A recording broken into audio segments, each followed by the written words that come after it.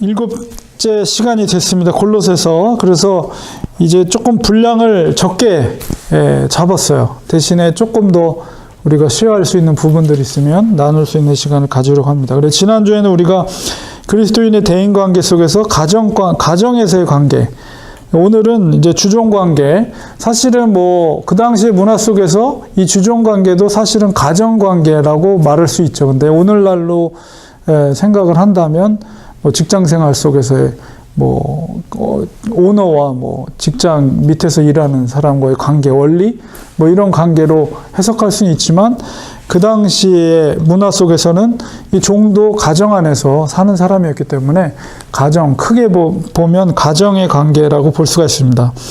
어쨌든 오늘은 골로새서 3장 22절에서 4장 1절까지 본문 속에 나타난 이제 종들과 또 상전의 주종의 관계에 대해서 우리가 살펴보려고 합니다. 본문을 보면 22절에 종들아, 먼저 연약한 자들부터 언급을 하고 있습니다. 종들아, 모든 일에 육신의 상전들에게 순종하되 사람을 기쁘게 하는 자와 같이, 여기서 사람을 기쁘게 하는 자, 헬라어 원문에 보니까 사람의 비유를 맞추는, 사람의 눈치를 보는 이런 의미를 갖고 있어요. 사람을 그렇게 비유를 맞추는 것과 같이 눈가림, 눈 앞에서만 하는 봉사, 그러니까 사람 주인이 있을 때만 하는 봉사와 같이 하지 말고 오직 주를 두려워하여, 여기서 주라는 것은 하나님을 말합니다. 하나님을 두려워하여 성실한 마음으로 하라. 종들에게 이렇게 당부를 사도 바울이 하고 있습니다.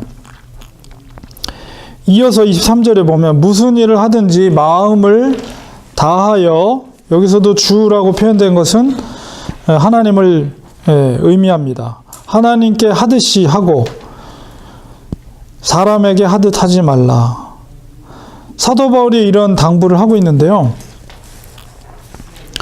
사실 그 당시 문화 속에서 종들이라는 것은, 그때는 노예 제도가 있죠. 지금은 노예 제도가 대부분의 선진국가에는 존재하지 않는 제도인데, 그 당시만 해도 노예 제도가 있었어요. 그렇기 때문에 종으로서 그 가정의 노예로 있으면 사실 죽을 때까지 종 노릇 하는 것입니다. 그렇기 때문에 그런 관계 속에서 우리가 이해할 때 사도 바울의 22절, 23절은 사실은 굉장히 파격적인, 그리고 그 당시에선 상식적이지 않은 그런 요청을 하는 거예요. 사실 종들에게 있어서 무슨 바랄 게 있겠어요. 그냥 육체적으로 좀 편안하게 주인 눈치 보면서 주인이 하라는 것만 하고, 없을 땐 좀 쉬고, 이런 게 어떤 계약관계 속에 있는 것도 아니고 그냥 평생 종으로서 사는 입장에서는 당연히 종들이 그런 태도를 갖는 게 마땅한 것임에도 불구하고, 바울이 요구하는 것은 너희들 상전 눈치 보지 말고 정말 무슨 일이든 하든 간에 너희 주인들에게 하는 것을 하나님께 하듯이 그렇게 성실하게 하라라고 이렇게 사도 바울이 요구를 하고 있습니다. 근데 이제 제가 밑줄 친 것을 보면 굉장히 중요한, 오늘 나눠야 될 얘기 중에 아주 핵심적인 말씀인데요. 이 땅에서 맡겨진 일로 주님을 섬기는 것, 무슨 일이든 그 맡겨진 일이라는 것은 바로 하나님을 섬기듯이 주님께 섬기는 일이라고 사도 바울이 얘기하고 있는데요. 그 상급이라는 것을 사도 바울은 24절에 이야기하고 있는데, 주님으로부터 받게 된다 이렇게 설명하고 있어요. 그러면서 너희들의 종의 수고가 결코 상실되지 않는다. 그러니까 이 원리는 너희들이 주인에게 성실하게 이행하는 것은 너희들의 마음속에 하나님을 섬기듯이 한다면 그 상급이 결코 상실되지 않는다는 것이 사도 바울의 입장입니다. 그래서 예수 그리스도를 섬기는 사람은 그것이 종이든 주인이든 간에, 특별히 종이라 할지라도 어떤 일을 하든 그것은 주님의 관계 속에서 무관한 일이 아니다라는 생각이죠. 이것은 굉장히 중요한 사도 바울의 주장입니다. 오늘날에도 역시 우리가 직업의 관계 속에서 우리가 가져야 될 아주 중요한 포인트가 여기 다 담겨져 있는데요. 24절 계속 읽겠습니다. 이는 기업의 상을 주께 받을 줄 아나니 너희는 주 그리스도를 섬기느니라. 사실 그 당시 종에게는 상이라는 것은 존재하지 않아요. 노예가 무슨 상급을 바라겠어요? 무엇을 바라겠어요? 주인에게 마땅히 일하는 것은 당연한 것이죠. 그런데 사도 바울이 주장하는 것은 뭐냐면 너희들의 기업의 상급을 누가 주겠느냐? 바로 주님께서 주신다는 거예요. 그런 관점 속에서 너희가 상전을 섬길 때, 성실함으로 섬길 때 절대 상전의 눈치를 보는 것이 아니라 하나님께 하듯 하라는 거예요. 그러면 나중에 주님께서 너에게 상급을 주겠다는 거예요. 그 의미를 우리가 잘 기억할 필요가 있습니다. 그렇기 때문에 무슨 일이든지 간에, 그게 어떤 일이든지 간에 종에게 주어진 무슨 일이든 그 일을 할 때 주님께 하듯이 하라. 그리고 성실을 다해서, 마음을 다해서 하라는 거예요. 주인에게 상급을 받을 것을 바라보지 말고 바로 예수 그리스도 앞에서 상을 받을 것을 바라보면서 일을 하라는 것이 바로 사도 바울의 아주 핵심적인 요청입니다. 25절에 그것과 관계돼서 불의를 행하는 자, 그렇기 때문에 무슨 일이든 그 중심 속에 하나님은 그 중심을 보시는 거예요. 그 종의 하는 일 중심 속에 어떤 마음을 가지고 행하느냐, 그것을 하나님은 보신다는 거예요. 그렇기 때문에 그 마음 속에 불의를 가지고 행하는 자는 불의의 보응을 받으리라. 그러니까는 하나님을 대하듯이, 하나님께 하듯이 선한 그런 의를 가지고 행하면 하나님의 상급을 받지만, 그렇지 않고 그 중심 속에 불의를 갖고 행하는 자들에 대해서 그것에 대한 마땅한 불의의 보응을 받게 될 것이다 라는 것입니다. 그래서 하나님에 대해서 설명하는 것이 25절 중반에 주는 하나님은 사람을 외모로 취하심이 없느니라. 하나님께서는 겉에 있는 외모, 겉에 있는 모습, 그 사람의 능력을 보고 평가하지 않는다는 거예요. 그 중심 속에 하나님을 향한 무엇이 있느냐, 그것을 보고 하나님은 평가한다는 것이죠. 이것이 바로 사도 바울이 종들에게 요구하고 있는 그 그리스도인들, 특별히 그리스도인이면서 종들에게 요구하는 사도 바울의 요구입니다. 그 다음에 4장 1절은 상전들에게 요청하는 것입니다. 상전들아, 의라는 것은 두 가지를 상전들에게 사도 바울이 요구하고 있어요. 의와 공평입니다. 그러니까 종들에게 대할 때 상전들은, 주인들은 의롭게 하라는 거예요. 의롭게 한다는 것은 뭐냐면 바로 공의, 정직이죠. 그렇기 때문에 억울하게 대우받지 않도록, 종들이 억울하게 대우받지 않도록 상전들은 종들에게 대하라는 것이고, 또 하나는 공평입니다. 공평이라는 것은 종들을 대등하게, 동등하게 대우를 하고 어떤 사람을 편애하거나 그렇지 말라는 거예요. 그래서 이것을 주장하는 것은 인격적인 평등 사상을 사도 바울이 나타내고 있는 것입니다. 종들에게 그렇게 베풀지니 너희에게도 하늘의 상전이 계심을 알지어다. 그래서 종들이나 또 주인이나 동등하게 사도 바울이 요구하고 있는 것은 그 관계 속에서, 인간 관계 속에서 그 관계의 중심에, 그리고 중간에 누가 계심을 인정하라는 거냐면 하나님이 계심을 인정하라는 거예요. 종들도 상전의 관계 속에서 하나님이 계심을 인정하고, 또한 상전들도 종들과의 관계 속에서 그 중간에 하나님이 계심을 인정하라는 거예요. 그 속에서 온전한 관계가 형성이 된다는 것을 이야기하고 있습니다. 이것은 비단 그 당시의 노예 제도 속에서 상전과 또한 종과의 관계뿐만 아니라 오늘날의 우리에게 있어서도 동일한 인간관계에 있어서 우리가 가져야 될 태도라는 것이죠. 오늘날에는 노예가 없죠. 그러나 오너가 있고 거기서 일하는 사람들이 있어요. 그 관계 속에서 우리가 어떻게 대할 것인가 라고 했을 때 이 원리를 적용을 해야 된다는 거예요.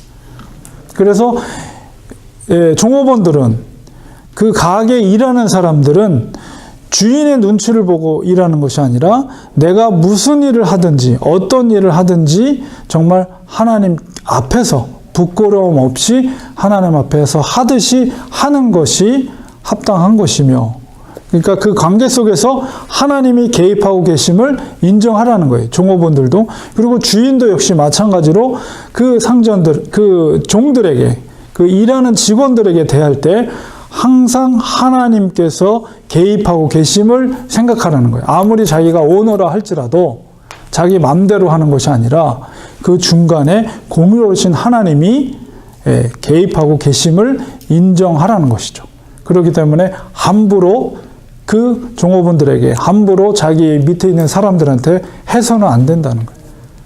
요즘 그 한국에서 그 문제가 야기게 됐던 문제가 있었죠. 대한항공의 그 회장의 그 자녀들이 그 밑에 있는 직원들을 대하는 태도들이라든가 이런 것들을 볼 때 얼마나 그 졸부와 같은 그런 태도를 보임으로 인해서 한국 사회의 비난을 전체적으로 받고 있습니까? 그래서 막 감사도 들어가고 그 일로 인해서 얼마나 기업이 위기 상황 가운데 처하게 됩니까?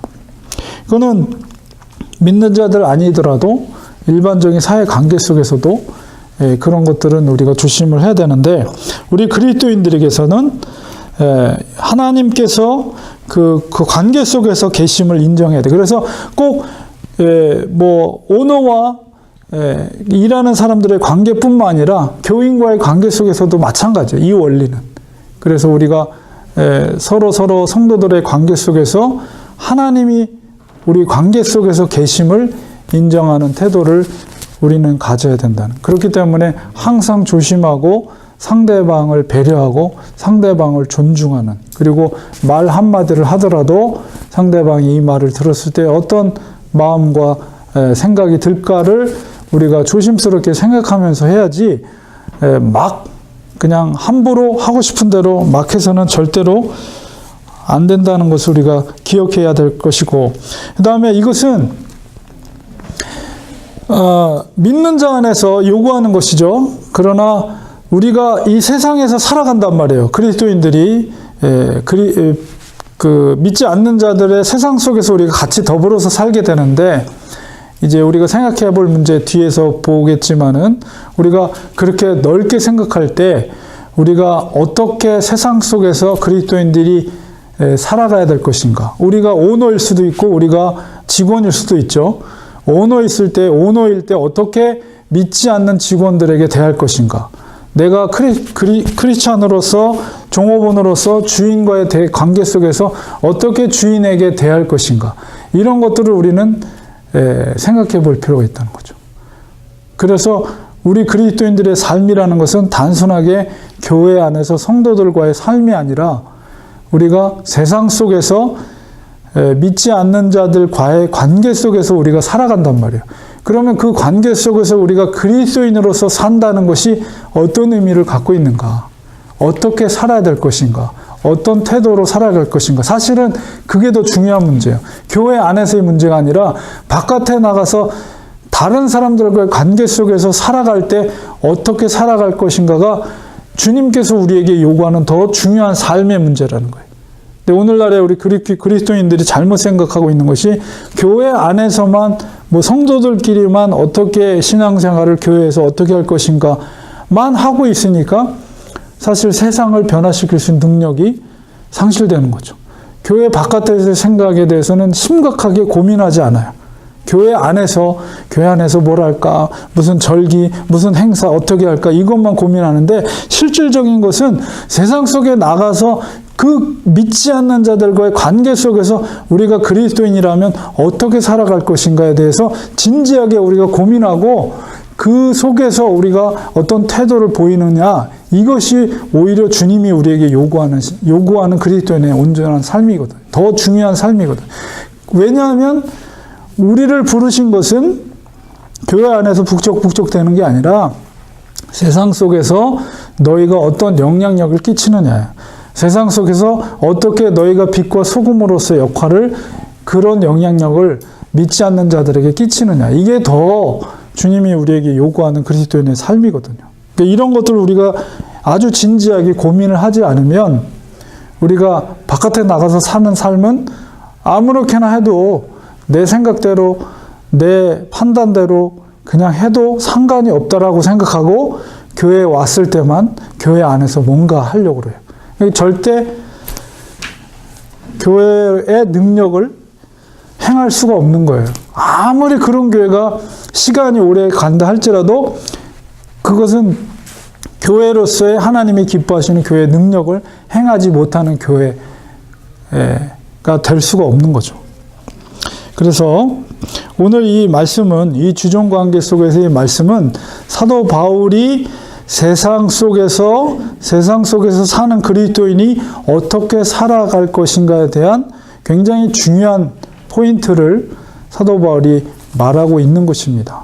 이런 것을 우리는 진지하게 고민할 필요가 있어요. 그래서 우리가 그런 것을 생각하면서 밑에 거는 이제 에베소서에서 말했던 그 사도 바울의 이야기와 비교를 하고 있습니다. 에베소서는 제가 한번 쭉 읽어보겠습니다. 종들아, 두려워하고 떨며 성실한 마음으로 육체의 상전에게 순종하기를 그리스도께 하듯 하라. 눈가림만 하여 사람을 기쁘게 하는 자처럼 하지 말고 그리스도의 종들처럼 마음으로 하나님의 뜻을 행하고 기쁜 마음으로 섬기기를 주께 하듯 하고 사람들에게 하듯 하지 말라. 더 적극적으로 요구하고 있죠. 이는 각 사람이 무슨 선을 행하든지 종이나 자유인이나 주께로부터 그대로 받을 줄을 알미라. 이것도 중요한 포인트예요. 동일한 의미지만은 너희들이 행한 대로 하나님 앞에 다시 받게 된다는 거예요. 이것은 지금 교회 안에서의 삶이 아니에요. 세상과의 삶, 세상 속에서의 다른 믿지 않는 자들과의 삶 속에서 너희가 행한 대로 그대로 받게 될 것이라는 거예요. 중요한 개념입니다. 이거는. 상전들아, 너희도 그들에게 이와 같이 하여, 상전들도 동일해요. 위협을 그치라. 이는 그들과 너희의 상전이 하늘에 계시고 그에게는 사람을 외모로 취하는 일이 없는 줄 너희가 알미라. 이렇게 말하고 있습니다. 그래서 쌍둥이 서신으로서 에베소서와 골로새서를 우리가 비교해서 읽었는데요. 자, 이 말씀을 우리가 기억하면서 생각해 볼 문제를 한번 보겠습니다. 우리가 그리스도인입니다. 하나님께서 우리에게 믿음을 주셔서 정말 그리스도인으로서 고백하면 세상에 사는데, 정말 그리스도인이 이 세상에서 산다는 것은 어떤 의미가 있는가? 특히 불신자와의 관계 속에서 그들과 어떤 관계를 가지고 살아야 하는가? 사도 바울이 말씀했던 그 말씀을 우리가 다시 한번 잘 생각하면서 우리가 그리스도인으로서 이 세상에서 산다는 것은 어떤 의미를 가지고 있는가? 그리고 불신자의 관계 속에서 특별히 그들 앞에서 어떻게 살아야 될 것인가, 이런 것들을 우리가 생각해 볼 필요가 있습니다. 두 번째 질문은 세상과 하나님의 나라를 어떻게 이해할 것인가. 이제 사실은 하나님의 나라라는 개념이 굉장히 중요한 개념이에요. 우리 그리스도인들에게 있어서. 세상이 있어요. 우리가 말하는 세상이 있고요. 하나님의 나라가 있는데 과연 세상과 하나님 나라의 관계는 어떤 관계인가? 그 세상 속에서 살아가고 있는 그리스도인들은 과연 어떤 역할들을 해야 될 것인가? 그리고 하나님의 나라에 우리가 그리스도인들이 백성이라고 하는데, 그러면 세상과의 관계를 우리가 어떻게 정립을 하고 이해해야 될 것인가? 이런 것들이 중요한 문제죠. 왜냐하면 주님께서 우리에게 요구하는 것은 세상 속에 너희가 세상 속의 빛과 소금의 역할을 감당하라는 거예요. 빛과 소금의 역할을 감당하는 것은 뭐냐면, 빛이라는 것은 어둠을 밝히는 거죠. 소금이라는 것은 맛을 내고 또한 썩음을 방지하고 그런 역할. 그러니까 교회 안에서가 아니라 세상 속에서 그런 역할을 하라는 거예요. 그러니까 분명히 세상 속에서 관계 속에서 우리가 어떤 역할을 하고 또 어떻게 정립을 해야 될 것인가. 그럼 구체적으로 우리가 들어간다면 내가 어떤 가게 종업원이라고 했을 때 그럼 그 속에서 내가 소금과 빛의 역할을 감당하는 것, 그 가게에서 내가 그리스도인으로서 역할을 감당한다는 것은 어떤 의미를 갖고 있는가? 내가 오너라면, 세상 속에서 내가 어떤 기업의 오너라면 세상 속에서 내가 빛과 소금의 역할을 감당하는 것, 세상 속에서 내 밑에 많은 직원들이 있는데 그 속에서 내가 그리스도인으로서 어떤 역할을 하는 것이 과연 빛과 소금의 역할을 감당하는 것인가? 이런 것에 대한 구체적인 고민을 하고 그 속에서 얻어지는 답을 가지고 정말 그렇게 살고 있는가? 그런 것들 고민조차 안 한다는 거죠. 교회 다니는 사람들이. 그래서 우리가 한번 생각을 해볼 필요가 있습니다. 질문이나 아니면 여러분이 이 관계 속에서 사도 바울의 어떤 포인트, 설명하는 포인트 속에서 여러분이 느낀 점이라든가 궁금한 점이나 이런 것들을 자유롭게 한번 말씀을 나눴으면 좋겠습니다. 저도 이제 아주 얼마나 힘드셨겠어요. 그러니까 제가 메시지를 던질 때 이제 핵심적이면서 강조하는 부분이, 그러니까 보통 교인들이 생각할 때 신앙생활을 교회에서 하는 거로 생각하는데 절대 그렇지 않습니다. 신앙생활은 세상에서 하는 거예요. 세상에서. 그러니까는 여기서도 사도 바울이 강조하는 것은 너가 세상 속에서 노예지만은 상전하게 하는 것을 하나님께 하듯이 하라. 이 얘기는 뭐냐면 우리가 세상 속에서 일하는 것이 절대 하나님의 나라와 관계가 없는 게 아니에요. 그 상급을 너가 죽게 하듯이 기쁨으로 감사함으로 죽게 하듯이, 그 상전이 나를 핍박하는 사람이라 할지라도 죽게 하듯이 기쁨으로 감사함으로 인내함으로 그 일을 성실함으로 해나가면 나중에 주님 앞에 섰을 때 그 상급을 주께서 너에게 줄 것이라는 거죠.